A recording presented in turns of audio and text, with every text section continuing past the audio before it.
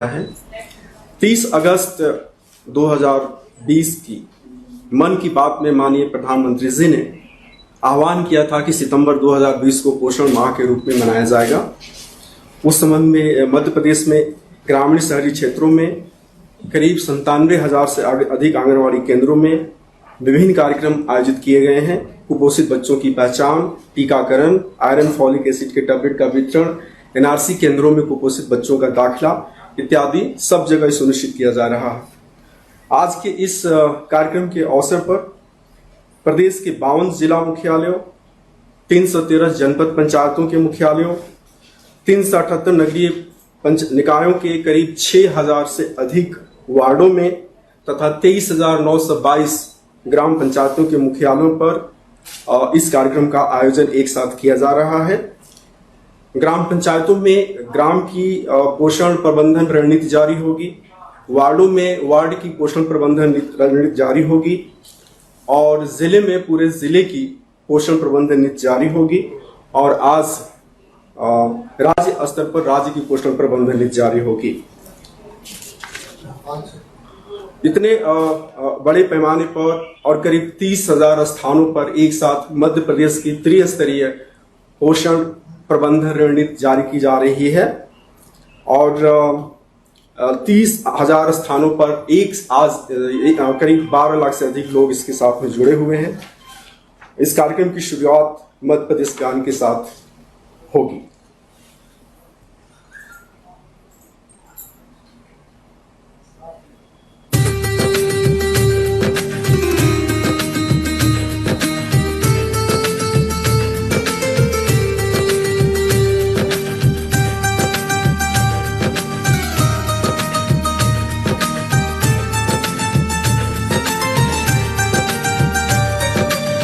का दाता सबका साथी, शुभ का ये संदेश है। माँ की गोद पिता का आश्रय मेरा मध्य प्रदेश है। कविता न्याय वीर नारायण सब कुछ यहाँ विशेष है। हृदय देश का क्या हुआ है?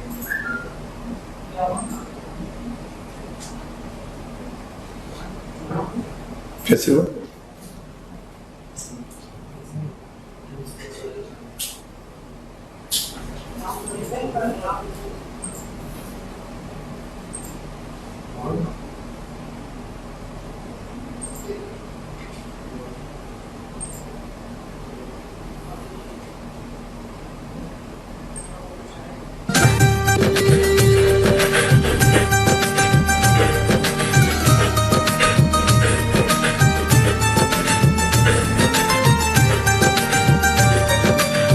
का दाता सबका साथी,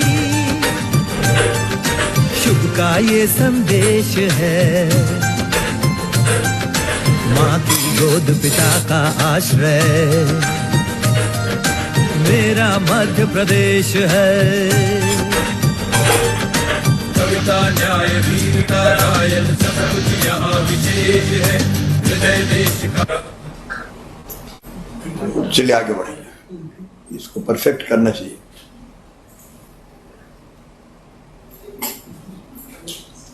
आगे अब मैं महिला बाल विकास की मंत्री, माननीय मंत्री एवं प्रदेश के बच्चों और औरतों के महिलाओं के साथ विशेष स्नेह और ममता रखने वाली श्रीमती इमरती जी को आमंत्रित करता हूं कि वे कार्यक्रम की रूपरेखा के बारे में और स्वागत में अपने विचार रखें।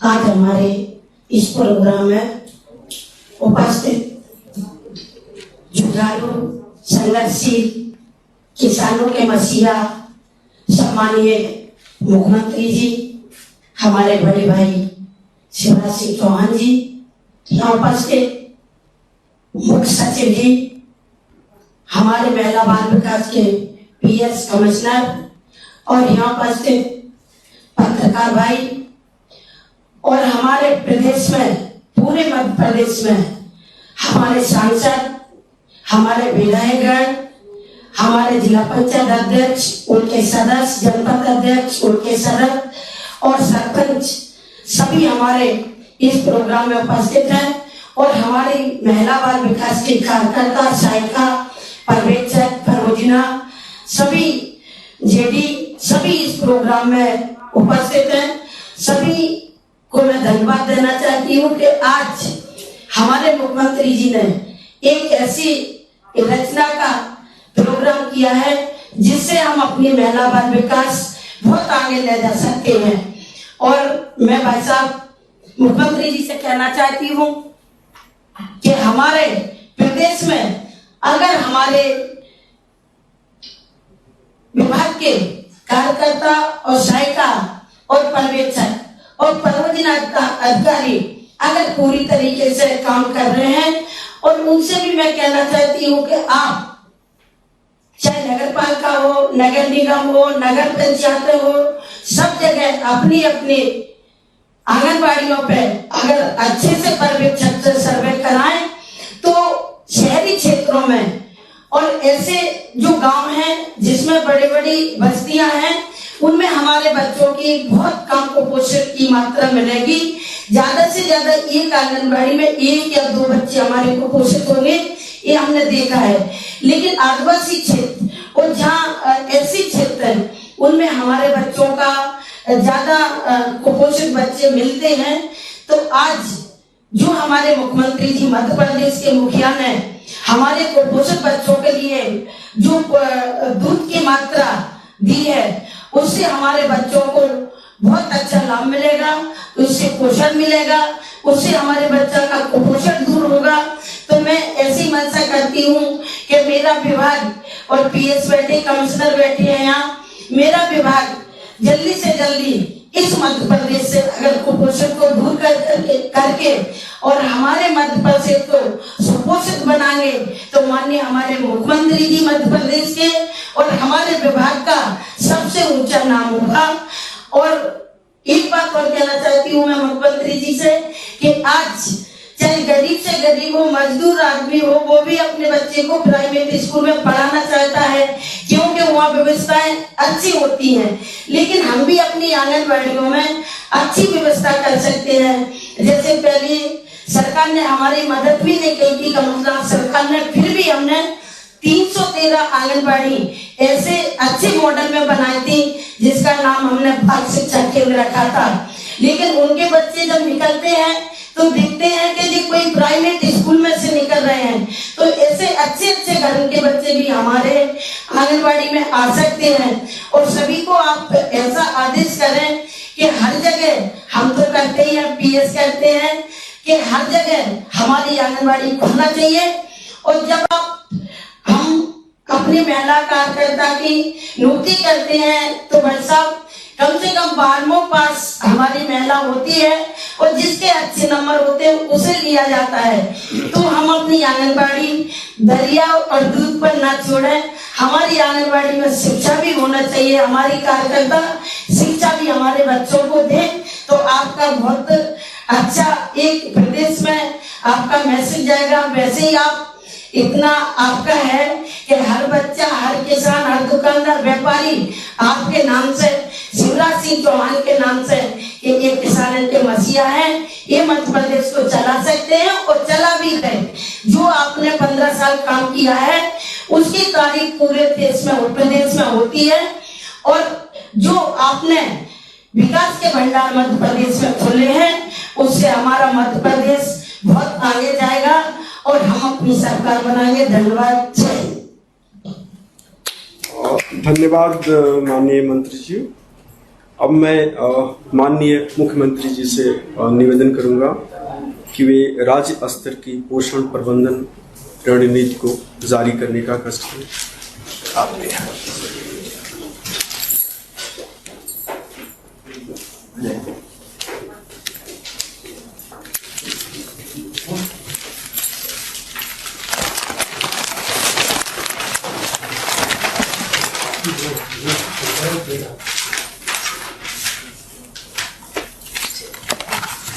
एक ही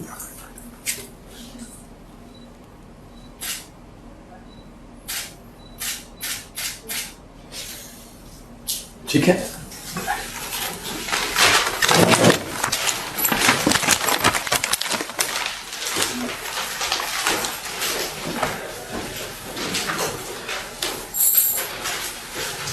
माननीय मुख्यमंत्री जी को बहुत बहुत धन्यवाद। आज प्रदेश की पोषण कार्य योजना जारी हुई और इसी प्रकार ये कार्य योजना समस्त जिलों और ग्राम पंचायतों में जारी हो रही है।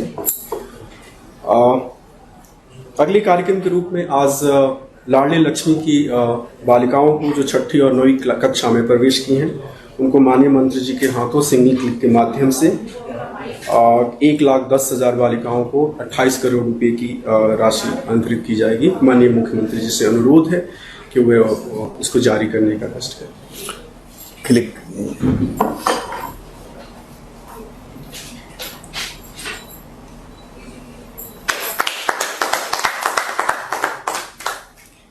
ये योजना वर्ष 2007 में शुरू हुई थी। अभी तक 36,65,000 बालिकाओं का पंजीयन हो चुका है और छात्रवृत्ति के रूप में इन्हें 76 करोड़ की राशि दी जा चुकी है।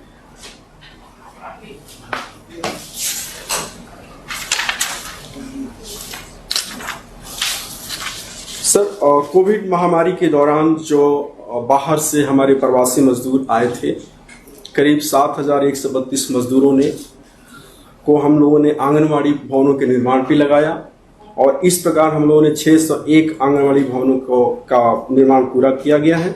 ये कोविड काल में किया है? कोविड काल में सर किया है और प्रत्येक आंगनवाड़ी भवन की लागत 7.8 लाख रुपए है। करीब 46 करोड़ की लागत से इन भवनों का निर्माण हुआ है।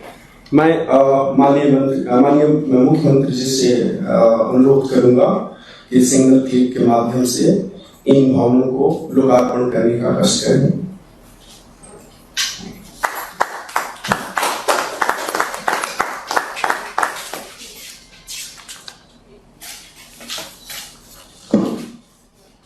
सर, माननीय प्रधानमंत्री जी के आह्वान पर वोकल फॉर लोकल के तर्ज पर पोषण आहार में जो मध्य प्रदेश में उत्पादित मिलेट्स है, खास करके कोदो और कुटकी से बनी सामग्री को बच्चों के आहार में शामिल की जा रही है।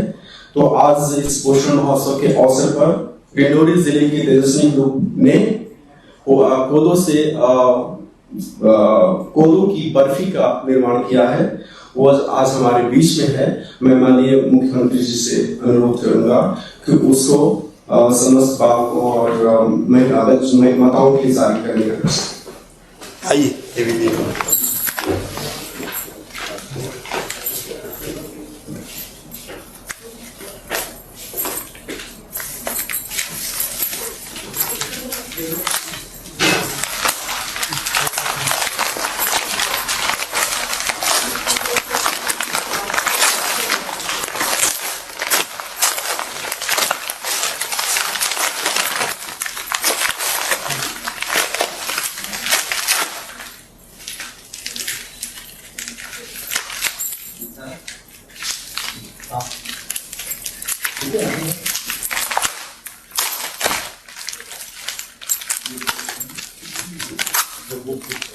अच्छा, तेजस्वी समूह रेखा भी बैठी। नमस्ते रेखा। रेखा पूरी तेजस्वी समूह की बहनों को नमस्ते। नमस्ते सर। खाएंगे आज ये कोदों की? जी सर।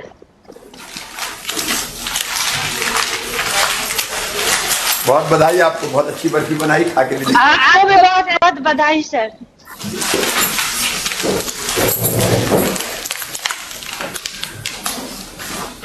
सर, ये तेजस्वी ग्रुप की महिलाएं अनेक क्षेत्रों में काम कर रही हैं। कोदो कुटकी, नैपकिन, मसाले, ट्राइबल पेंटिंग और वहां पर एक हैंडलूम वस्त्र बनाने की उम्मीद भी उससे लग रही है सर। तो ये उससे भी काम करेंगे। मध्य प्रदेश सरकार ने विशेष पहल करते हुए माननीय प्रधानमंत्री जी के जन्मदिन के अवसर पर प्रदेश के करीब 8 लाख बच्चे जिनका पोषण ठीक ढंग से नहीं हुआ है, आज से उनको दूध देने का कार्य प्रारंभ किया जा रहा है। कार्यक्रम की बात से माननीय मुख्यमंत्री जी आंगनबाड़ी केंद्र में जाकर अपने बच्चों को अपने हाथों से दूध पिलाएंगे। इस क्रम में प्रदेश के जितने अधिकारी हैं जिला स्तर के, वो भी आंगनबाड़ी भवनों का भ्रमण कर रहे हैं और उन्हें भी पोषण आहार और दूध वितरण के लिए निर्देशित किया गया है। तो आज इस अवसर पर माननीय मुख्यमंत्री जी कुछ जिलों के लाभार्थियों से बात करेंगे, साथ ही साथ लाडली लक्ष्मी की 2 बालिकाओं से बात करेंगे और नीलमणि की तेजस्विनी समूह के एसएचजी से भी बात करेंगे। तो माननीय मुख्यमंत्री जी से मैं अनुरोध करूंगा कि ग्वालियर जिले से शुरुआत करते हैं और ग्वालियर जिले के जो बच्चे का नाम है बलदेव यादव और उनकी मां पूजा यादव से माननीय मुख्यमंत्री जी बात करना चाहिए। आप बैठे, मैं खड़े होकर बात करूँ। बहन पूजा यादव है। पूजा हाँ, नमस्ते। नमस्ते। मेरी आवाज अच्छे से सुनाई दे रही है आपको? हाँ, बेटी कितने बच्चे हैं आपके? एक बच्चा है। अच्छा, बेटा है कि बेटी? बेटा कितनी उम्र है? है। कितनी उम्र है? अच्छा, 1 साल। 1 साल का बेटा है। हाँ, कैसा है बेटा? अच्छा है, कुपोषित तो नहीं है? है सर। अच्छा, उसका कभी वजन किया था क्या? हाँ, वजन किया था 7 किलो, 7.5 किलो वजन है अभी। मतलब जितना औसत वजन होना चाहिए उससे थोड़ा कम है। हाँ, ये क्या जन्म से ही ऐसा है बेटी या बाद में कुपोषित हुआ? बाद में हो गया। अच्छा, जन्म के समय ठीक था। हाँ, अब आप क्या कर रहे हैं कुपोषण दूर करने के लिए? खाना पीना अच्छे से खिलाते हैं उसे, ये कर सकते हैं घर पर। घर पे अच्छे से खिलाते हैं हाँ, और आंगनबाड़ी में भी भेजते हैं क्या? हाँ, आंगनवाड़ी में भेजते हैं। वहां कुछ मिलता है बच्चे को खाने के लिए? हाँ, मिलता है, पैकेट मिलते हैं और खिचड़ी। अच्छा, रेडी टू ईट वाले पैकेट मिलते हैं। हाँ, आंगनबाड़ी के वो पैकेट समय पे मिल जाते हैं आपको? हाँ, समय पे मिलते हैं। कौन देता है? वो देती है। फिर पैकेट का क्या करते हैं आप? सही में खिलाते हैं या पटक देते हैं? खिलाते हैं, कई बहनें खिचड़ी वो बना देते हैं। पैकेट लेके कई बार रख देती, खिलाती नहीं। ऐसा तो नहीं है ना? नहीं, ऐसा नहीं खिलाते हैं। उसको खिलाना जरूर पड़ेगा। उसके बच्चे का अपना टीकाकरण हो गया क्या? जो टीका हाँ, लगते हैं? टीकाकरण लग गए, 1 रह गया है बस। अच्छा, 1 रह गया है। कितने लग गए? 3 लग गए, 1 रह गया 9 महीने वाला। तो वो भी समय पे लगवा लीजिए।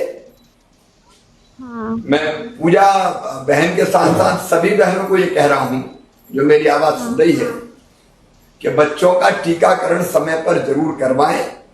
हमारी आंगनबाड़ी कार्यकर्ता बहनें और सहायिकाएं और विभाग लगातार इस बात का प्रयास करता है। उस पर हमको देर नहीं करना चाहिए, क्योंकि समय पर अगर हमने टीकाकरण करवा दिया तो कई तरह की बीमारियों से और दिक्कतों से हमारा बेटा या हमारी बेटी बच पाएंगी। इसलिए टीकाकरण जरूर करवाएं, ये मेरा आग्रह है। और पूजा बहन की तरह बाकी माएं भी अपने बच्चों का ध्यान रखें। हाँ। दूसरी बहन का नाम है सब्बो।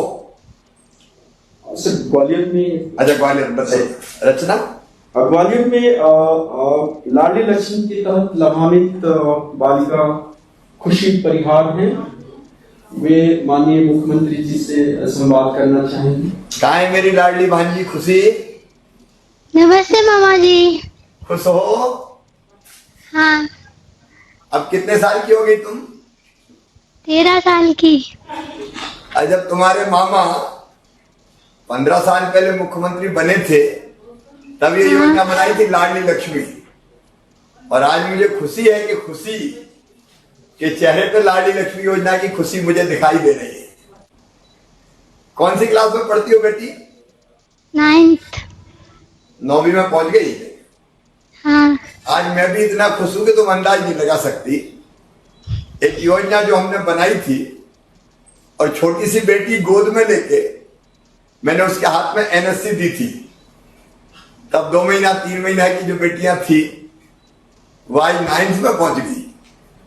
मेरी खुशी का तो कोई ठिकाने नहीं है। पढ़ाई कैसी चल रही बेटी? ऑनलाइन चल रही है पढ़ाई। अच्छा, अभी तो ऑनलाइन चल रही है, ये कोरोना के कारण। अच्छा, ये बताओ कि आगे पढ़ाई में करना क्या है, क्या बनोगी? डॉक्टर। डॉक्टर बनना है? हाँ। डॉक्टर के लिए मेहनत बहुत करनी पड़ेगी, पता है ना? पता है ना? तो बेटी अभी से तैयारी करो, क्योंकि अभी तो तुम्हें 12वीं तक पढ़ना है। थोड़ा सा नई शिक्षा नीति में सिस्टम भी बदल रहा है और फिर एक बार तुम्हें मेडिकल कॉलेज में एडमिशन के लिए फिर परीक्षा देनी पड़ेगी।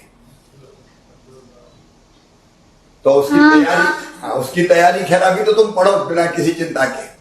तुमने सोच लिया डॉक्टर बनना है तो जहां चाह होती महाराज को निकलना पड़ता, बन जाओगी डॉक्टर। मैंने एक दिन सोचा था कि मुझे कुछ ना कुछ बनना है, जनता के लिए कुछ करना है, तो मैं मुख्यमंत्री बन गया और चौथी बार बन गया। जब मैं बन सकता हूं तो तुम भी बन सकती हो, ठीक है? हाँ। आज तुम्हारे खाते में ये पैसा पहुंच गया छात्रवृत्ति का? नहीं, अभी क्लिक किया बेटी। तो अपन ने तय किया था ना लाड़ी लक्ष्मी योजना में, 5वीं पास करके 6वीं में जाएगी तो 2000 रुपया मिलेंगे और 8वीं पास करके 9वीं में जाएगी तो 4000 रुपया। तो वो 4000 रुपया आज मेरी जो भी बेटियां लाड़ी लक्ष्मी थी 36 लाख से ज्यादा हो गई, जैसा शाह जी बता रहे थे। उनमें से जो 9वीं में आ गई उनके खाते में 4000 रुपया जाएगा और जो 6वीं में आ गई 2000 रुपया जाएगा। मेरी बेटी हमेशा खुश रहो, खूब आगे बढ़ो और तुम्हारी हर सफलता से मामा प्रसन्न होता रहेगा। और भगवान से मैं प्रार्थना करता हूं कि तुम हमेशा बढ़ती रहो, माता पिता का नाम रोशन करो, मध्य प्रदेश का नाम रोशन, खुश रहो। Thank you sir. अब मैं बड़वानी जिले के विकासखंड पार्टी की ग्राम पंचायत ओसारा की बच्चा आशीष सस्ते की मां राहाबाई से अनुरोध करूंगा कि वे माननीय मुख्यमंत्री जी से बातचीत करना चाहेंगे। राहाबाई, आवाज आ रही मेरी? राहाबाई, राम राम मामा। राम राम भांजी, कैसी हो? अच्छी हूँ। अरे मंत्री जी भी साथ बैठे, प्रेम सिंह जी। हाँ। अच्छा, क्या हाल है? घर सब ठीक है? हाँ ठीक है। अभी जो गोद में है बेटा है कि बेटी है? बेटा है। बेटा है। हाँ। थोड़ा कमजोर दिख रहा है। अच्छा, खिलाती पिलाती नहीं हो इसको? हाँ कमजोर है। थोड़ा कमजोर है। हाँ। अब इसको मजबूत बनाना है। हाँ। तो घर पे क्या खिला रही हो इसको? दूध पिलाते। अच्छा अच्छा। दूसरे आंगनबाड़ी से इसको मिलता है क्या घर पे कुछ तैयार पैकेट? हाँ मिलता है, पाउडर सत्तू। तो उसका क्या करती हैं आप? खिलाती हो या नहीं खिलाती? खिलाती हूँ। हाँ बेटी, वो जरूर खिलाना, और नहीं तो उसका कोई फायदा नहीं होगा। बच्चे का वजन अच्छा होना चाहिए और ये खिलाएंगे तो ये कुपोषण जो है ना थोड़ा कमजोर है। बच्चा कमजोर नहीं रहेगा, स्वस्थ होना चाहिए कि नहीं बच्चा? हाँ। तो अच्छा होना चाहिए, मोटा ताजा। हाँ। क्योंकि अभी अगर ये अच्छा होगा तो भविष्य में फिर अच्छा शरीर बनेगा, बलवान बनेगा, ताकतवर बनेगा। हाँ। अच्छा, ये इसको टीका लगवाया कि नहीं आपने? लगा दिए। कितने टीके लगे हैं अभी? 2 लगे हैं। कुल कितने लगने हैं इसको? 4 लगने शायद हैं। 3 लगे तो 1 बाकी है। 1 बाकी है, तो वो भी समय पे आप लगवा लेना, हाँ। है ना? और अब जो अति कुपोषित बच्चे हैं उनको दूध देना भी शुरू कर रहे हैं। पाउडर आएगा दूध का, अब वो उनके हाथ में जो दिखाई दे रहा है अभी, ये हाँ। अब ये भी आप पूरा समझ लेना, इसको कैसे घोल के पानी में पिलाना है। 1 गिलास पानी और 1 चम्मच पिए पाउडर डाल के पिलाना। अच्छा, तो पूरा समझ लिया आपने। हाँ। बहुत अच्छे बेटी, अगर आप इसको ये पिलाओगे। और बाकी सब चीजें, आयरन की गोली भी मिलती है क्या बच्चे को? आयरन की गोली नहीं, हाँ सिरप, वो पीने का सिरप मिलता है। अच्छा, हाँ। तो वो भी पिलाते रहना। हाँ पिलाता हूँ। अब ज्यादा लंबी बात नहीं करता, मेरा भांजा रो रहा है, जरा उसको संभालो, ठीक है? और उसका ध्यान रखो, खुश रहो और बच्चे को स्वस्थ रखो। इसी कड़ी में आगे श्योपुर जिले के विकासखंड श्योपुर की ग्राम पंचायत पांडोला की लाडली बालिका की छात्रा दिया सुमन, जो छठी क्लास में है, से बात करना चाहेंगे। नमस्ते मामा जी। नमस्ते बेटी, कैसे हो? अच्छे हैं। अब कौन सी क्लास में पहुंच गई?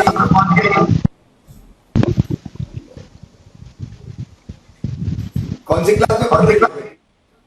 6वीं में। 6वीं में आ गई? हाँ। अच्छा, लाडली लक्ष्मी योजना का पता है बेटी तुम्हें? हाँ। पता है? हाँ। आज लाडली लक्ष्मी योजना में मेरी बेटी 6वीं में आ गई, तो 2000 रुपया तुम्हारे खाते में जाएगा अभी, है ना? अभी डाल दी। क्योंकि इस योजना में हमने तय किया था कि बेटी अगर 6वीं में आएगी तो 2000, 8वीं में जाएगी, 9वीं में जाएगी तो 4000, और जब बेटी बड़ी हो जाएगी तो 1 लाख रुपए और मिलेंगे। कैसी चल रही पढ़ाई बता? अच्छी। क्या बनना है तुम्हें भविष्य में पढ़ के? कलेक्टर। अरे वाह, बेटी तो फिर कलेक्ट्री करेगी तो खूब विकास के काम करेगी और बच्चों का खूब भला करेगी, ठीक है ना? हाँ सर। और अच्छे से योजनाएं चलवाएगी, लागू करवाएगी।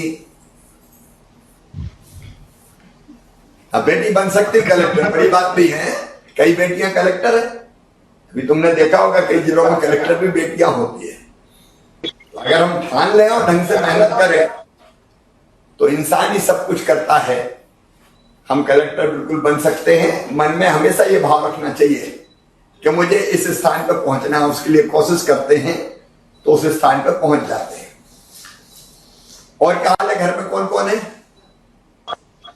मम्मी पापा दादा दादी चाचा चाची सब है। सब है, पूरा भरा पूरा परिवार है। और मामा नहीं है? है। मामा का तो नाम ही नहीं लिया तुमने। मामा भाभी और मामा यहाँ भी है, पता है ना? हाँ। अच्छे से पढ़ना बेटी, हमेशा खुश रहो। मैं तो बहुत खुशकिस्मत हूँ, जो योजना मैंने शुरू की थी उसकी बेटियां बड़ी बड़ी होगी और उनसे बात करने का सौभाग्य मुझे मिल रहा है। मेरा तो जीवन सफल महसूस होता है मुझे। खूब आशीर्वाद, खूब पढ़ो और आगे बढ़ो। और अब अंत में आज डिंडोरी तेजस्विनी ग्रुप ने सदस्य समूह ने जो पोषण आहार कोदों से तैयार किया है बर्फी, उनके ग्रुप जो है माननीय मुख्यमंत्री जी से रूबरू होगा, जिनकी सचिव रेखा पेलराम है। माननीय मुख्यमंत्री जी उनसे बात करना चाहेंगे। रेखा, कैसी हैं आप?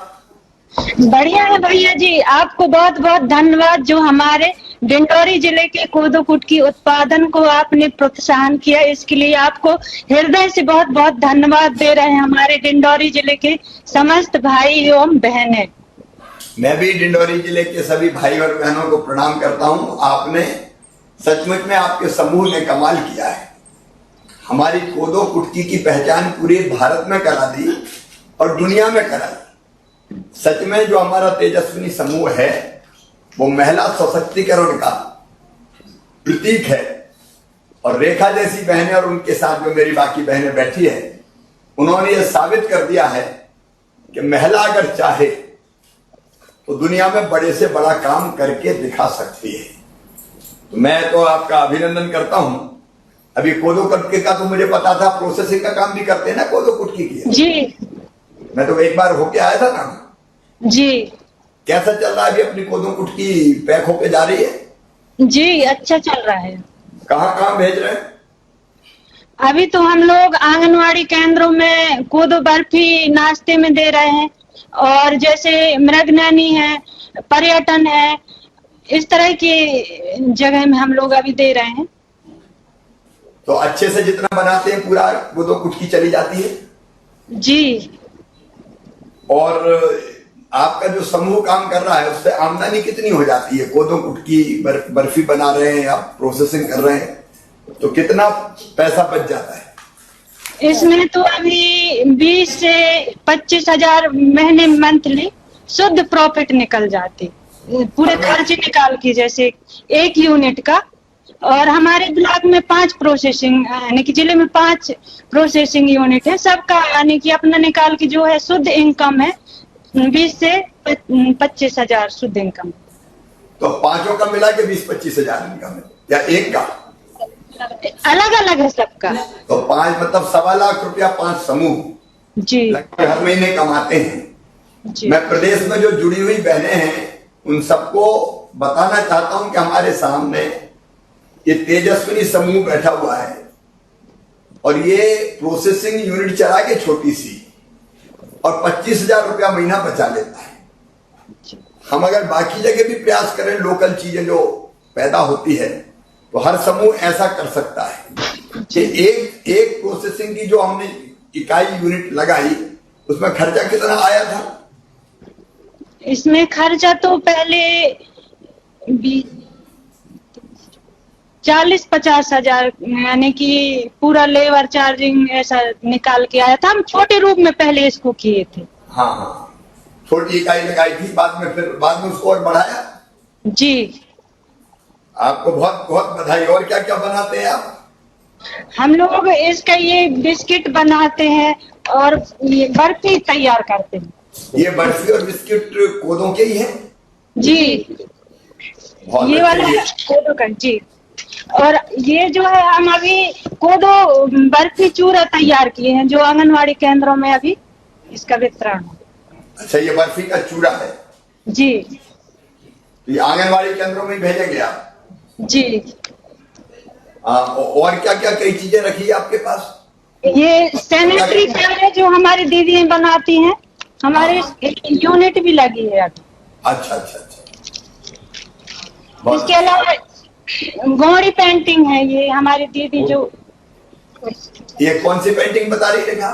गौरी पेंटिंग है सर, अच्छा अच्छा। जो पहले दीवारों पर मना चित्र बनाते थे सर, उसको हम लोग में उतार लिया है। बहुत अच्छे, ये तो बहुत सुंदर है। ये कहाँ बिकता है? ये ट्राइफेड इंडिया और मृगनी भोपाल को सप्लाई की जाती है। बहुत अच्छे, पूरे देश में जा रहा है। पूरे देश में जा रहे हैं। और ये हमारे कोदो से बने हुए नमकीन है। अच्छा, मीठा भी और नमकीन भी, दोनों तरह की चीजें? जी। या मैं यही सोच रहा था कि बर्फी खाएंगे तो वो मीठा हो जाएगा और जब तक उसके बाद नमकीन खा के तब तक मजा नहीं आता। भैया जी आपको हम खाने का निमंत्रण दे रहे हैं इसका टेस्ट करने के लिए। तो ये यहाँ कहाँ मिलेगा? वहीं आना पड़ेगा या भेजोगे आप? दिन आइए सर। अच्छा ठीक है, मैं वहां भी आके खाऊंगा, आप चिंता मत करो। जी। लेकिन ये हमारी बहनें जो बैठी हैं तेजस्विनी समूह की, जी ये आदर्श है और ये सबको प्रेरणा दे रही है। इतनी चीज लोकल चीजों से जो हमारे यहाँ पैदा होती है। अब कोदो कुटकी आज के जमाने में न्यूट्रिशन फूड है और बड़ी बड़ी जगह बड़े लोग जिन जो अधिक आय वाले वो इनकी डिमांड करते हैं और उसकी कई चीजें बना के एक तरफ कुपोषण दूर करने का अभियान हमारी बहनों ने चलाया है। और वहीं दूसरी तरफ केवल कुपोषण दूर नहीं होगा, गौरी पेंटिंग से लगा के, कोदो की नमकीन से लगा के अनेकों उत्पाद उन्होंने बनाए हैं जिससे समूह की आय बढ़ी है और कुल मिला के वो शुद्ध आय प्राप्त कर रहे हैं, प्रॉफिट कमा रहे हैं और महिला सशक्तिकरण का काम कर रहे हैं। मैं ऐसे समूह का अभिनंदन करता हूं और हमारा लक्ष्य है इन समूहों को सशक्तिकरण के लिए सरकार इनके साथ खड़ी रहे और ये अपने पांव पे खड़े होकर आगे बढ़ते रहे। मेरी सभी बहनों को रेखा सहित मैं बहुत बहुत बधाई देता हूं। इसके साथ भी भैया जी हाँ, हम लोग एक और मुहिम चलाए हैं। हमारे यहाँ कुपोषण को देखते हुए हमारे यहाँ जो तेजस्वी की जितनी भी महिलाएं हैं उनके साथ में हम लोग 7 दिन 7 घर तिरंगा थाली का उपयोग कर रहे हैं, जिससे हमारी सभी महिलाएं कुपोषित से दूर रहें। और इसके साथ भी हमारे यहाँ जो आंगनवाड़ी केंद्र हैं 140 में हम लोग उनमें भी पोषण वाटिका की 7 दिन 7 घर बनाने के लिए हम लोग अभी इच्छुक हैं। बहुत बधाई आपको। एक बार जो जहां वहीं से ताली बजा के इन बहनों का अभिनंदन करें, उनका स्वागत करें, समूह का स्वागत करें। मध्य प्रदेश शासन के माननीय मुख्यमंत्री जी एवं संवेदना और करुणा के धनी, जिन्होंने इस प्रदेश में खास करके गरीबों के कल्याण के लिए अनेक योजनाओं का शुभारंभ किया है, उनको लागू किया है और प्रत्येक ग्राम पंचायत में वो समाज के कल्याण के लिए योजनाएं क्रियान्वित हैं। मैं बड़े आदर के साथ आदरणीय शिवराज सिंह चौहान को आमंत्रित करता हूं कि आज वे सभी ग्राम पंचायतों, नगरीय निकायों से जुड़े जनमानस को संबोधित करने का कष्ट करें। आज मेरे साथ इस कार्यक्रम में उपस्थित महिला एवं बाल विकास विभाग की यशस्वी मंत्री, जो ठेठ अपने घरेलू अंदाज में लेकिन विभाग पर गहरी पकड़ रखते हुए अपने काम को बहुत बेहतर ढंग से कर रही है, हमारी बहन आदरणीय श्रीमती इमरती देवी जी अलग अलग जिलों में उपस्थित मेरे मंत्रिमंडल के सभी आदरणीय मंत्रीगण, इस कार्यक्रम से जुड़े हुए मेरे सांसद साथीगण, मेरे विधायक साथीगण, हमारे मुख्य सचिव इकबाल सिंह बैस जी, अशोक जी और प्रदेश में लाखों लोग आज अलग अलग स्थानों से इस कार्यक्रम में भाग ले रहे हैं। ऐसे मेरे सभी बहनों, भाइयों, हमारे आंगनबाड़ी की कार्यकर्ताएं, सहायिकाएं, स्व सहायता समूह की बहनें, तेजस्विनी समूह की बहनें,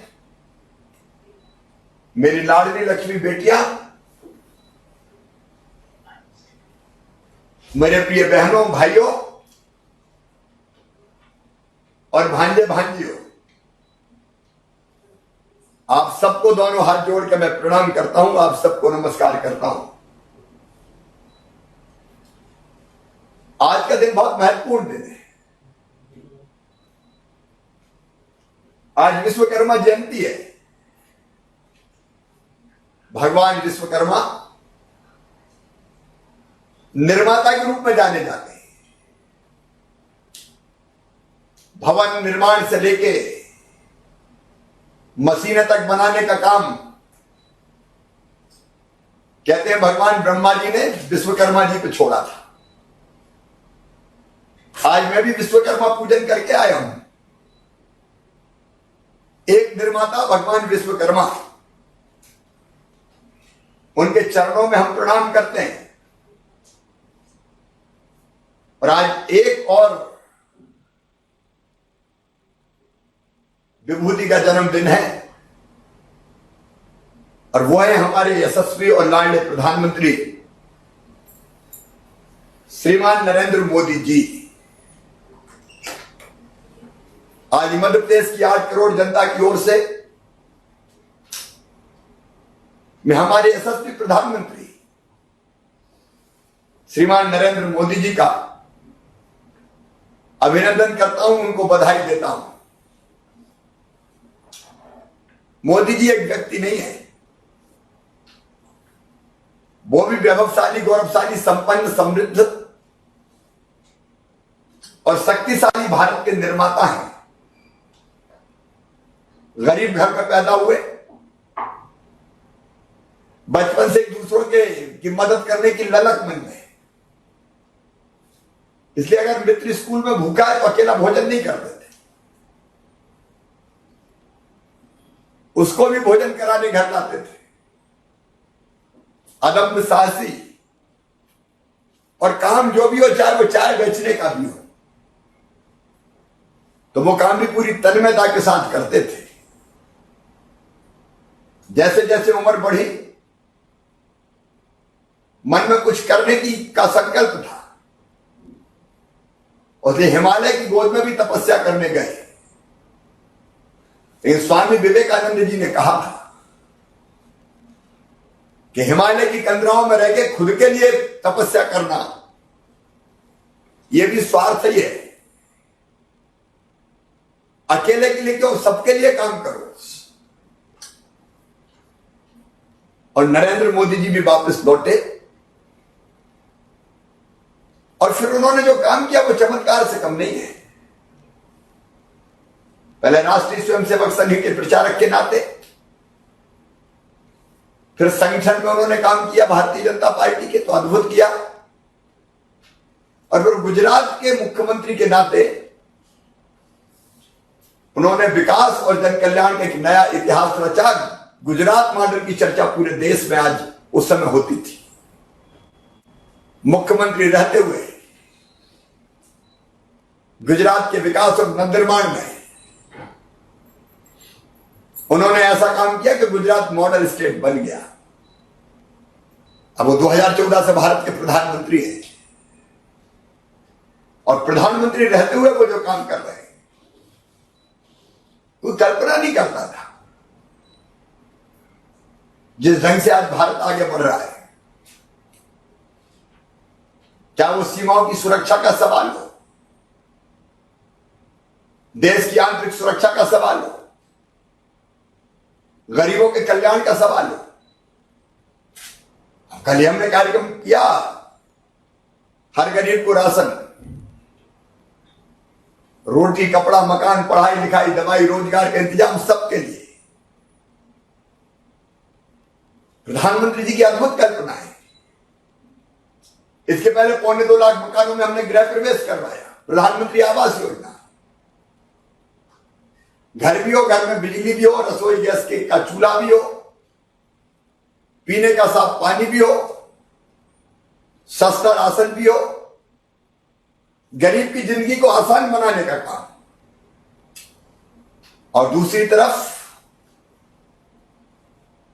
पूरे देश का विकास कैसे हो।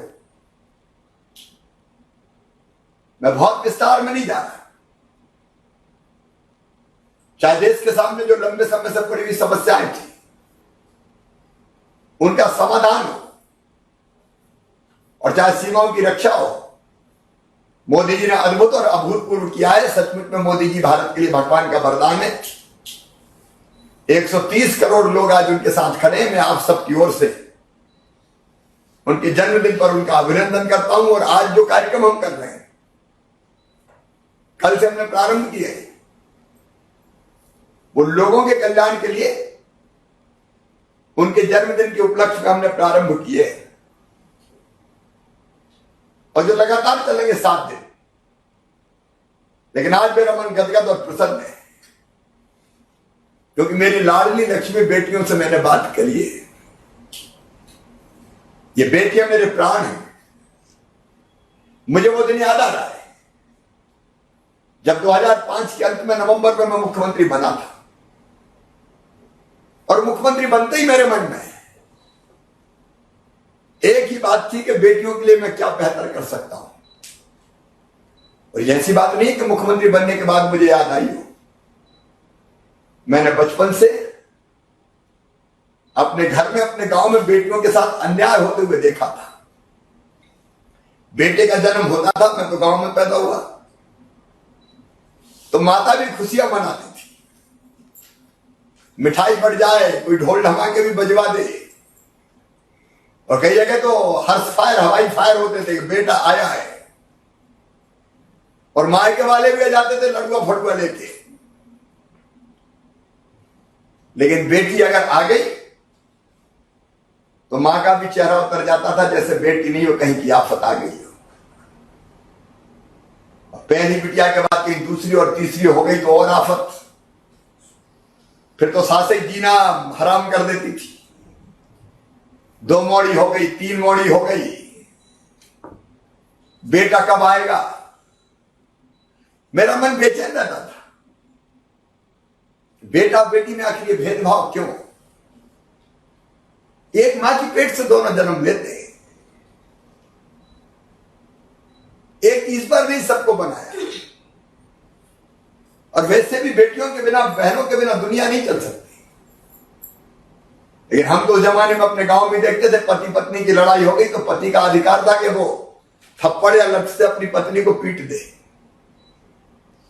और कोई बचाने भी नहीं आता था कि उसकी औरत है, उसकी पत्नी, वो जो चाहे करे मारे चाहे पीटे। और ये देख कर मन में बड़ी वेदना होती थी। और तब से, बचपन से मैं सोचता था कि हे भगवान, वो दिन कब आएगा जब बेटों की तरह बेटियों को भी लाल प्यार मिले। आज तो जमाना बदल गया है, लेकिन उस जमाने में बेटियों को स्कूल में नहीं भेजते थे ज्यादा। क्या करेगी, रोटी थापो, कंडा बनाओ, गांव में तो यही कहते थे। ससुराल जाओगी तो रोटी नहीं आएगी तो क्या करोगी। और तब से ये वेदना होती थी। मैं एक जगह एक कार्यक्रम हो रहा था, मैं बोलता बचपन से था, तो सामूहिक विवाह का कार्यक्रम था। मुख्य अतिथि नहीं आए थे तो टाइम काटने के लिए मुझसे कहा कि तुम 5 मिनट बोलो। मैंने बोलना शुरू किया और बोलते बोलते कहा कि बेटा और बेटी बराबर मानो, बेटी के बिना दुनिया नहीं चलती। तो एक बूढ़ी अम्मा खड़ी हो गई, बोले बड़ी बड़ी बात कर लो, बेटी को बांध दो, बेटी को बांध दो। बेटी आ गई और बड़ी हो गई तो शादी में दहेज का इंतजाम क्या तू करवाएगा, आ गया, बेटी को बांध दो। और तब मुझे सच में ये लगा ये सच्ची घटना है कि भाषण से बेटी नहीं बढ़ेगी, बेटी के लिए कुछ और काम करना पड़ेगा। जब मैं मुख्यमंत्री नहीं था, मैं विधायक बना, सांसद बना, तब भी मैं बेटियों के विवाह का कार्यक्रम अपने मित्रों के सहयोग से करता था, गरीब बेटियों के। लेकिन मन में एक लगन लगी थी कि बेटियों के लिए कुछ ऐसा होना चाहिए जिससे बेटा और बेटी बराबर हो जाए, बेटी का जन्म अभिशाप ना रहे, वरदान बन जाए। और जब मुख्यमंत्री बना तो पहले दिन मैंने ठान लिया कि ऐसी योजना बनानी है कि बेटी पैदा हो तो लखपति पैदा हो, बस, जिसे बोझ ना लगे बिटिया। और मुख्यमंत्री बनने के बाद मैंने अपने अफसरों को बुलाया। इकबाल सिंह वैस तब मेरे प्रमुख सचिव होते थे, अनुराग जैन भी मेरे सीएमओ में ही थे, अभी दिल्ली में पदस्थ है। और मैंने निर्देश दिया कि हमको तो एक ऐसी योजना बनानी है जिससे बेटी पैदा हो तो वो लखपति हो। अब इनने शायद पहले सोचा होगा कि नए नए मुख्यमंत्री बने, जोश से कुछ दिन में ठंडा हो जाएगा, लेकिन मैं पीछे पड़ा रहा लगातार। और बनाते बनाते हमारी टीम ने मिलकर ये लाडली लक्ष्मी योजना बनाई। अच्छा, विरोध भी बहुत हुआ। फाइनेंस ने कहा कि इतना पैसा कहां से दे देंगे, पता नहीं कितनी बेटी हर साल पैदा हो जाए, उतना पैसा बजट से कहां से भरेंगे। मैंने कहा चाहे जो हो जाए, लाडली लक्ष्मी योजना तो बनेगी। और लाडली लक्ष्मी योजना बन गई। 2006 में हमने लागू कर दी। और मुझे अभी तक याद है, गौरगंज में, रायसेन जिले के, पहला कार्यक्रम एनएससी रहने का हुआ था। तब छोटी सी बिटिया को अपनी गोद में लेके और लाडली लक्ष्मी की एनएससी दी थी तो मेरा मन गदगद हो गया था। मुझे ऐसा लगा जैसे मेरा जीवन सफल हो गया। और तब मेरी बहनों भाइयों, मैंने सोचा नहीं था कि मैं इतने समय तक मुख्यमंत्री रहूंगा। मुझे तो लगा कि चलो एक योजना बन गई और ये ऐसी बनेगी, कोई आसानी से बंद नहीं कर पाएगा। और बनी तो ऐसी बनी कि फिर हर एक राज्य ने बनाई, अलग अलग नाम से बनाई बनी। लेकिन लाडली लक्ष्मी योजना फिर इतनी पॉपुलर और प्रभावी हुई कि अलग अलग राज्य सरकारों को फिर अलग अलग नाम से, किसी ने भाग्य लक्ष्मी, किसी ने वैभव लक्ष्मी, लाडली लक्ष्मी योजना को बनाया। और आज तो मेरी प्रसन्नता का आनंद की कोई सीमा ही नहीं है। मैंने देखा मेरी बेटी सामने बैठी 9वीं में पढ़ रही है, 9th में पढ़ रही है और कह रही कि मैं डॉक्टर बनूंगी। जब ये बिटिया कहती है 9वीं में पढ़ने वाली, मामा मैं तो 9th में हूं और डॉक्टर बनूंगी, लाडली लक्ष्मी हूं। मेरी बेटी 6वीं में पहुंच गई और जब हमने तय किया था बेटी पैदा होगी तो लाडली लक्ष्मी के साथ 5वीं पास करके 6वीं में 2000, 8वीं पास करके 9वीं में 4000, फिर 11वीं में 12वीं में अलग छात्रवृत्ति का पैसा, और बाद में जब ये 21 साल की हो जाएगी तो 1 लाख रुपया अलग से मिलेगा। और आज इन बेटियों को देख के मैं गदगद हूं। कोशिश ये रही है मेरी बहनों कि ढंग से महिला सशक्तिकरण का काम हो, मां बहन और बेटी के साथ अन्याय ना हो, क्योंकि धरती वो धरती जहां आज नहीं हजारों साल पहले कहा गया था, यत्र नार्यस्तु पूज्यन्ते रमन्ते तत्र देवता। देवता कहां रहेंगे? जहां मां बहन और बेटी को मान सम्मान और इज्जत की नजरों से देखा जाएगा। लेकिन व्यवहारिक रूप से कई बार ऐसा नहीं होता। इसलिए हमने कोशिश की कि सरकार हम मां बहन और बेटी के साथ खड़ी कर दे। बेटी पैदा हो तो लाडली लक्ष्मी, स्कूल जाए तो किताबें निःशुल्क, यूनिफॉर्म निःशुल्क, दूसरे गांव जाए तो पैदल नहीं जाने देते, साइकिल देके कहते बिटिया रानी साइकिल पे बैठ के जाना। स्कॉलरशिप की अलग अलग योजना है। 12वीं में अगर गांव में 60% से ज्यादा नंबर लाए तो गांव की बेटी कहलाए। कॉलेज की पढ़ाई के लिए हर साल 5000 और पाए। फिर मेडिकल इंजीनियरिंग में जाने की इच्छा हमारी बेटियों की है और मेधावी है तो बेटियों चिंता मत करना, तुम्हारी फीस भरवाने का भी इंतजाम किया है। और बड़ी हो जाए तो शादी की भी चिंता मत करना। मुख्यमंत्री कन्यादान योजना, फेरे भी मामा पढ़वाएगा। बीच में थोड़ी गड़बड़ हो गई थी, अब फिर योजना चालू हो गई। तो बिटिया की शादी और शादी के बाद बेटा बेटी को जन्म दे तो लड़ुआ के भी पैसा, जन्म के पहले 4000, जन्म के बाद 12000। रोजगार और सशक्तिकरण के लिए अनेकों प्रयास, जन्म लेने से लेकर अंतिम सांस लेने तक पूरी सरकार मां बहन और बेटी के साथ हमने खड़ी की। और महिला सशक्तिकरण मेरे लिए नारा नहीं है, मेरी जिंदगी का मिशन है। उसको हर हालत में हम करके रहेंगे। आज भी कई बार कई बेटियों के साथ अन्याय होता है तो मन आक्रोश और पीड़ा से भर जाता है। और जब हमने एक कानून बनाया कि मासूम बेटियों के साथ अगर दरिंदगी या दुर्व्यवहार होगा तो सीधा अपराधी फांसी के फंदे पर चढ़ाया जाएगा। अभी भी इक्का दुक्का घटना प्रकाश में आई तो हम अपराधियों को छोड़ेंगे नहीं किसी भी कीमत पे। आपका सम्मान, आपकी सुरक्षा, आपका स्वास्थ्य, आपका रोजगार, आपकी इज्जत, ये मेरा मान सम्मान और इज्जत है, सरकार की इज्जत है। और इसलिए मैं लाडली लक्ष्मी बेटियों को बधाई देता हूं। लगातार ये योजना जारी रहेगी और मेरी बेटियां लगातार आगे बढ़ती रहेंगी। लेकिन दूसरा बहुत महत्वपूर्ण विषय है, अभी हमने कुछ माताओं से बात की, गोद में बेटा बेटी थे, बच्चे थोड़े कमजोर थे। अगर बेटा बेटी कमजोर होंगे तो देश मजबूत नहीं हो सकता। 2 साल पहले हमारे प्रधानमंत्री जी ने कहा था, पीएम मतलब केवल प्रधानमंत्री नहीं, पोषण मिशन, पोषण मिशन प्रारंभ करेंगे। और पोषण मिशन का आगाज हुआ था।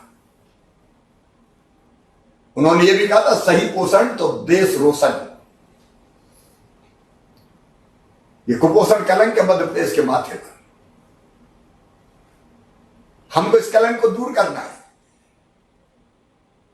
बच्चे सुपोषित हो, बच्चे स्वस्थ हो, प्रसन्न हो। और एक तो हम ये भी सोचें कि एक बच्चे उतने ही हो जिनको हम स्वस्थ रख सकें, जिनको भरपूर भोजन दे सके, जो जरूरत है उसकी पूरी कर सके। कई बार हम देखते हैं कुछ जगह अभी भी जब माता के साथ बच्चों की संख्या ज्यादा होती तो माता का भी स्वास्थ्य ठीक नहीं रहता। बच्चे भी फिर दुबले पतले कम वजन के कुपोषित पैदा होते हैं। विवाह भी बाल विवाह नहीं करना चाहिए। अब हालांकि धीरे धीरे खत्म हो रहा है, कई जगह अभी भी है। कानून अपनी जगह है, लेकिन सही उम्र में 21 साल से पहले विवाह बेटी का नहीं होना चाहिए। कानून में 18 साल शायद अभी ये सीमा। जब पूर्णतः स्वस्थ रहे, विकसित रहे शरीर, तो मां भी स्वस्थ रहेगी, बच्चे स्वस्थ रहेंगे। लेकिन आज हमारे सामने चुनौती है, क्योंकि कुपोषित होते हैं तो कई बीमारियां जकड़ती है। माता भी कुपोषित होती है तो मातृ मृत्यु दर बढ़ती है। शिशु मृत्यु दर मतलब बच्चों के मरने की संख्या बढ़ती है। और आज के युग में बच्चे चले जाएं आके, इससे बड़ा कलंक क्या हो सकता है? इसको हमें दूर करना है। इसलिए आज मैं विभाग को, मंत्री जी को और सारी टीम को बधाई देता हूं। आपने पोषण की नई रणनीति बनाई है, और ये पोषण का काम अगर होना है तो अकेले सरकारी विभाग नहीं कर सकते। सरकार के साथ समाज को जुड़ना पड़ेगा भाई। आज तो हम एक अभियान प्रारंभ कर रहे हैं। जो अति कुपोषित बच्चे हैं या कम पोषित बच्चे हैं, ऐसे 8 लाख बच्चों को आंगनबाड़ी में दूध, मीठा दूध दिया जाएगा। सांची जो दूध बनाता, दूध पाउडर, उसको घोल के बच्चों को पिलाना है। ये बच्चों को सुपोषित करने में सहयोगी होगा। आज इसका प्रारंभ हो रहा है। मेरी तेजस्वी समूह की बहनों ने मीठी बर्फी का चूड़ा भी बनाया है। ये लोकल उत्पाद है। जरूरी नहीं कि आप बहुत महंगी चीज बच्चों को खिलाएं। अपने आप बनने वाली अच्छी चीज अगर आप बच्चे को खिलाते तो सही बच्चा मजबूत बनता है। मैं रेखा और उसकी टीम के साथ साथ तेजस्विनी और स्व सहायता समूह की सभी बहनों से कहना चाहता हूं, समाज के मित्रों से कहना चाहता हूं, अधिकारी कर्मचारियों से कहना चाहता हूं, लोकल उत्पाद पर बनने वाली ऐसी चीजों को आप बनाइए। ये बच्चों को पोषण देंगे। और मुझे बताते हुए और खुशी है कि अगले सप्ताह सच मध्य प्रदेश देश में पहला राज्य होगा जो अपनी पोषण नीति को लागू करेगा। हमारी पोषण नीति बन के तैयार है। अब मध्य प्रदेश को हम कुपोषित नहीं रहने देंगे। सुपोषित मध्य प्रदेश के लिए अभियान चलेगा। यह हमारी पोषण नीति स्वस्थ और निरोगी समाज की रचना करेगी। यह हमारे लिए सबसे बड़ी प्राथमिकता है। लेकिन मैं फिर एक बार कहना चाहता हूं, सरकार कुछ भी कर ले, एक सरकार यहां से बैठ के गांव में बच्चों का या बाढ़ में बच्चों का कुपोषण दूर नहीं कर सकते। और ये आज विभाग ने एक और योजना बनाई है, पोषण सरकार बनाएंगे हम, पोषण सरकार। और पोषण सरकार मध्य प्रदेश में राजधानी में नहीं होगी, बल्लभ भवन में नहीं होगी, पोषण सरकार हर गांव में होगी, पोषण सरकार शहर के वार्ड में होगी, और पोषण सरकार में केवल आंगनबाड़ी के कार्यकर्ता नहीं होंगे, आंगनबाड़ियां होंगी, स्थानीय निकाय अगर पंचायत है तो ग्राम पंचायत के चुने हुए प्रतिनिधि होंगे, अगर नगर निगम, नगर पालिका, नगर पंचायत है तो उनके प्रतिनिधि होंगे, फिर हमारे स्वयं सहायता समूह होंगे, तेजस्विनी हो चाहे बाकी हो, सौर्या दल, स्कूल का प्रबंधन, वन समिति, समाज के प्रमुख लोग, अलग अलग जितने लोग हमारे समाज का भला सोचने वाले व्यक्ति या संस्थाएं हैं, उन सबको सम्मिलित करके हम बनाएंगे पोषण सरकार। और पोषण सरकार का काम क्या होगा? इस पोषण की नीति को अपने गांव में ढंग से लागू करना, समाज के साथ मिलकर। तो एक मुख्यमंत्री का काम नहीं है, एक मंत्री का काम नहीं है, पोषण का काम है तो हम सबका काम है, और ये सबको मिलकर करना है। ये जो पोषण नीति जारी हुई है, इसको पोषण नीति तो लागू होगी, लेकिन आज जो हमने एक कार्य योजना जो बनाई है, इसको हम लागू करेंगे। ये पोषण का जो कार्यक्रम है केवल एक माह नहीं चलेगा, ये लगातार चलने की आवश्यकता है। तो पोषण सरकार का गठन सब करे, पोषण में जो व्यक्ति और समूह शासकीय गैर शासकीय सहयोग करे, उनकी पोषण सरकार। मैं सभी जनप्रतिनिधियों से भी अपील करता हूं, सारे कलेक्टर्स अपने यहाँ चिंता करें, प्रभारी मंत्री अपने यहाँ चिंता करेंगे, सांसदगण करें, विधायकगण करें, सामाजिक कार्यकर्ता करें, राजनीतिक कार्यकर्ता करें, कोई आपत्ति थोड़ी है इसमें। और फिर एक काम और,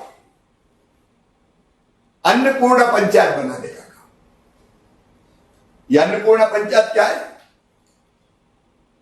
भाई गांव की आंगनबाड़ी में ये प्रयोग करें, पोषण मटका रख दिया जा रहा है, और पोषण मटके का हम क्या करेंगे? अगर हमारे यहां कोई सब्जी होती है, अनाज होता है, और हम पैदा नहीं करते और हम अपने घर के लिए खरीद के लाते, तो हम पोषण मटके में भी चाहे फल हो, चाहे सब्जी हो, चाहे अनाज हो, थोड़ा सा डाल दें, ताकि वो आंगनबाड़ी के बच्चों के काम आए। अब कल्पना करिए, अगर एक पंचायत में 150-200 परिवार तो कम से कम होते हैं, इससे कम नहीं होते, ज्यादा ही होते। अगर 10-15 परिवार कोई चीज एक दिन डाले, कोई दूसरे दिन डाले, कोई तीसरे दिन डाले, तो हमारा तो पोषण मटका भर जाएगा। फिर आंगनबाड़ी में पोषण आहार के लिए ना सब्जी की कमी होगी, ना फल की कमी होगी। और सरकार दूध का पाउडर दे रही, कोई अगर ऐसा व्यक्ति है कि दूध ही दे दे दान, तो दूध की उपलब्धता भी बढ़ जाएगी। ये चीजें यहां से तय नहीं की जा सकती कि क्या क्या देना है। आपके गांव में जो होता है उसके आधार पर भाई आप तय कीजिए। फिर अगर तेजस्विनी जैसा समूह है तो कुछ बना के पौधों की कुटकी की बर्फी का चूरा भी डाल सकता है थोड़ा। देखिए, थोड़े थोड़े सहयोग से बहुत बड़ा काम होगा। क्या आप नहीं चाहते कि आपकी पंचायत में, आपके वार्ड में सारे बच्चे स्वस्थ रहे?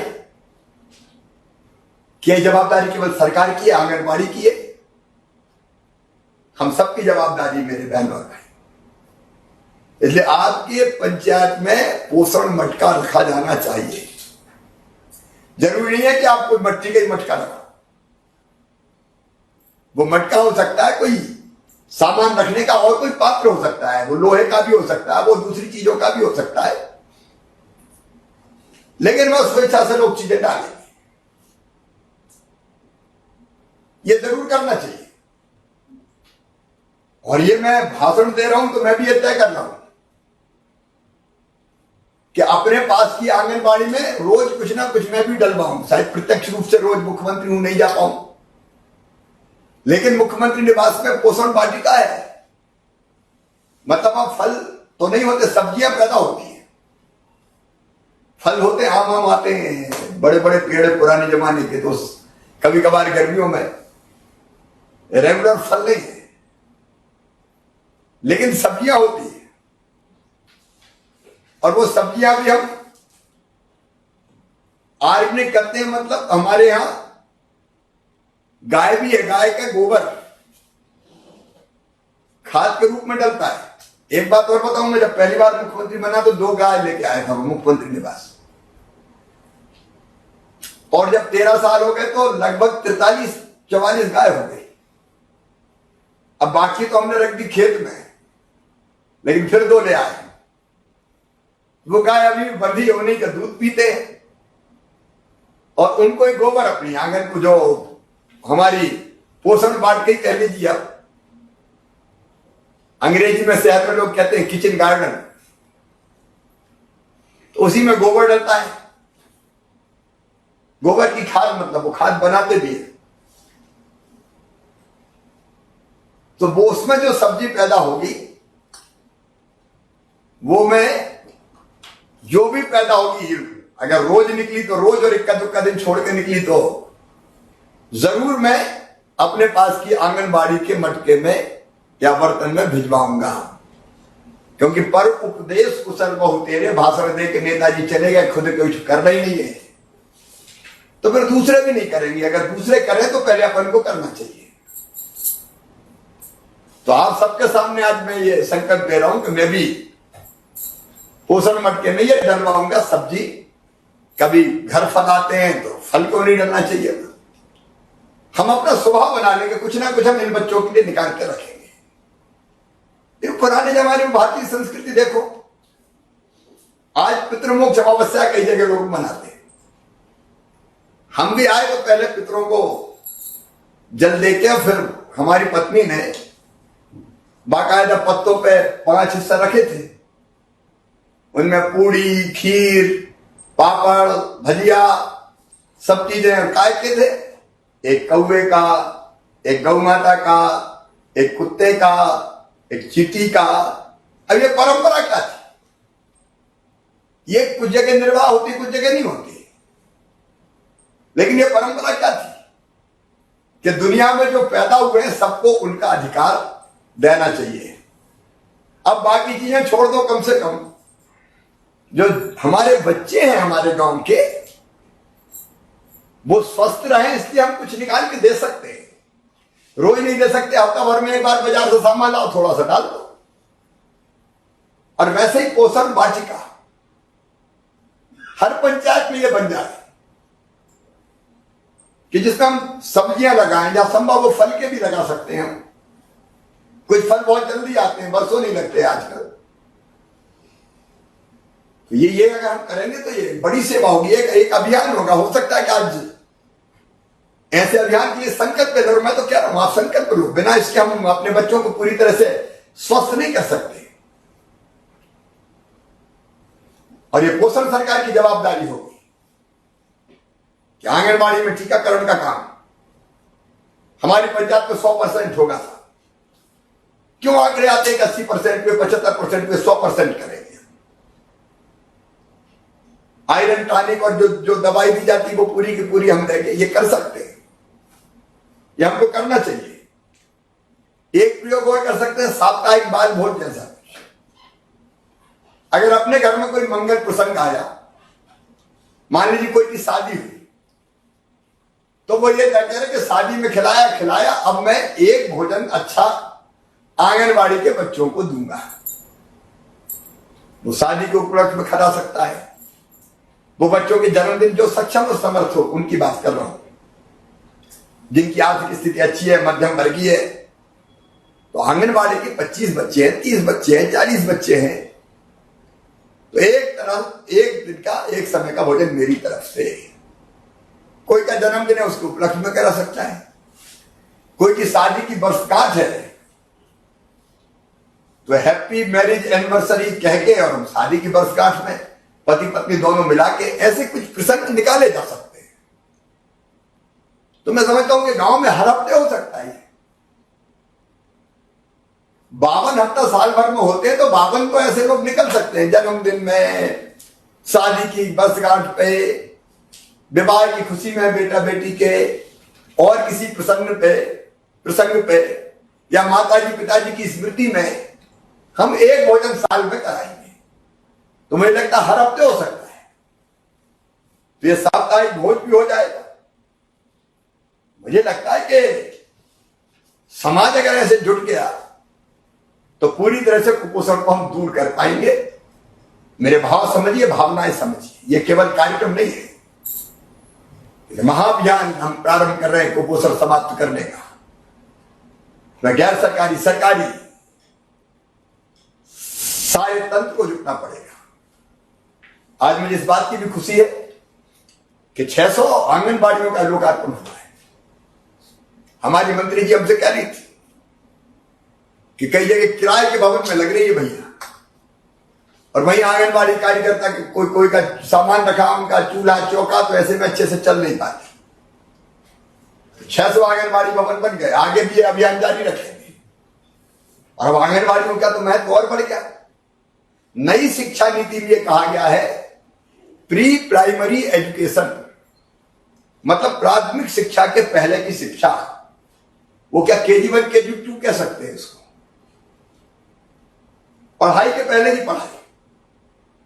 उसके लिए आंगनबाड़ी का भवन जरूरी है। अच्छे भवन सब जगह बने, इसका प्रयास हम लोग करेंगे।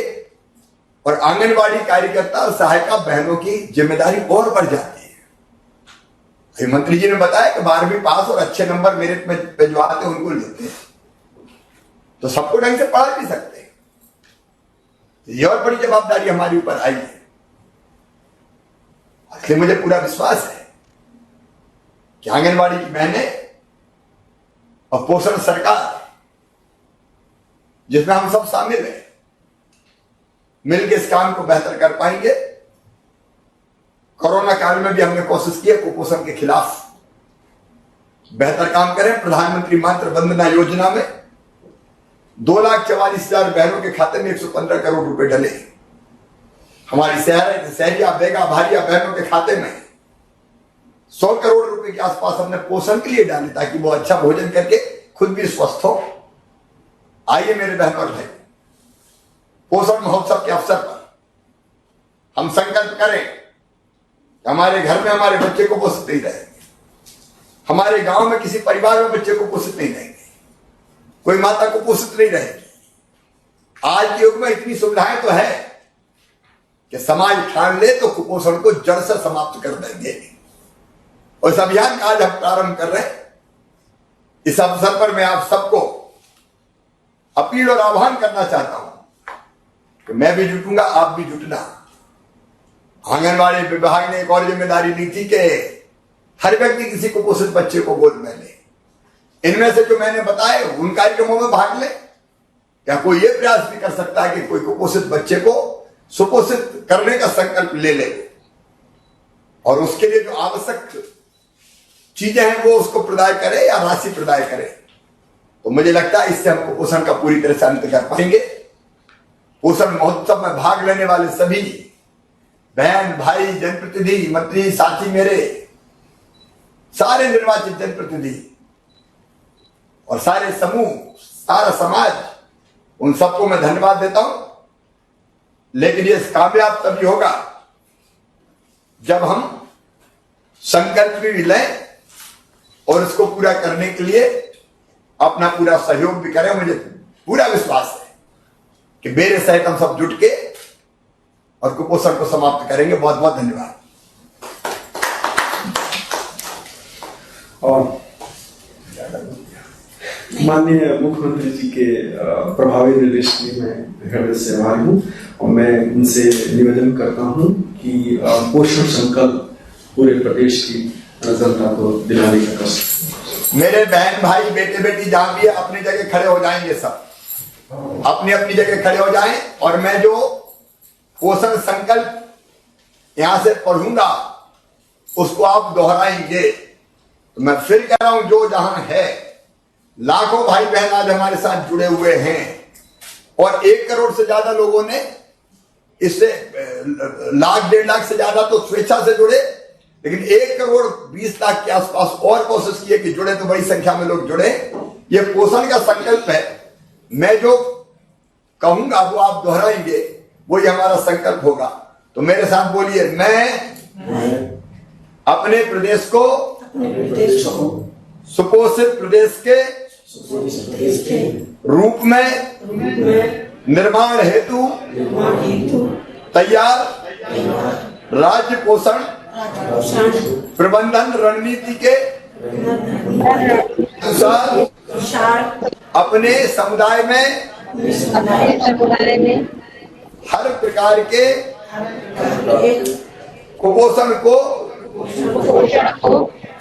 खत्म करने हेतु प्रतिबद्ध हूँ। हम सभी प्रदेशवासी संकल्प लेते हैं कि हम समेकित स्वास्थ्य पोषण रणनीति का प्रभावी क्रियान्वयन करेंगे। मन वचन कर्म से यह प्रयास करेंगे कि हमारा प्रदेश एनीमिया एवं कुपोषण मुक्त होकर विकास की ओर अग्रसर होकर सुपोषित प्रदेश बने। बोलिए भारत माता की बहुत बहुत धन्यवाद।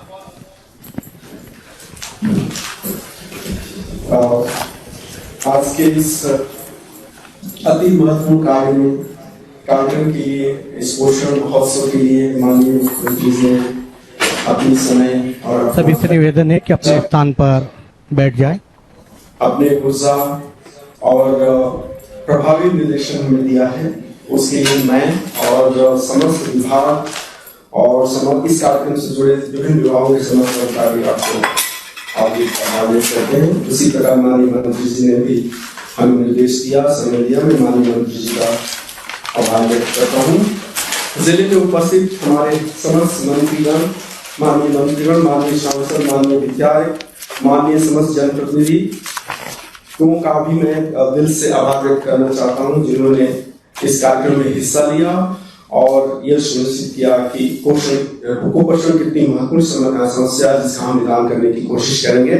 साथ ही साथ जिले के समस्त कलेक्टर, सभी विभागों के समस्त अधिकारी, महिला बाल विकास विभाग के समस्त अधिकारी और खासकर आंगनवाड़ी कार्यकर्ता, सहायिका और हेल्थ डिपार्टमेंट की आशाकर्ता, ANM और समस्त मातृ संजीवनी समिति, सामुदायिक पोषण प्रबंधन से जुड़ी SHG, जॉइंट फॉरेस्ट मैनेजमेंट के सदस्य, सौर्य दल के सदस्य, आप सभी का मैं आभार व्यक्त करता हूं और ये आशा करता हूं कि आज जो हमने संकल्प लिया है उसे क्रियान्वित करके दिखाएंगे और मध्य प्रदेश को कुपोषण मुक्त बनाएंगे और आगामी 3 महीनों में हम प्रभावी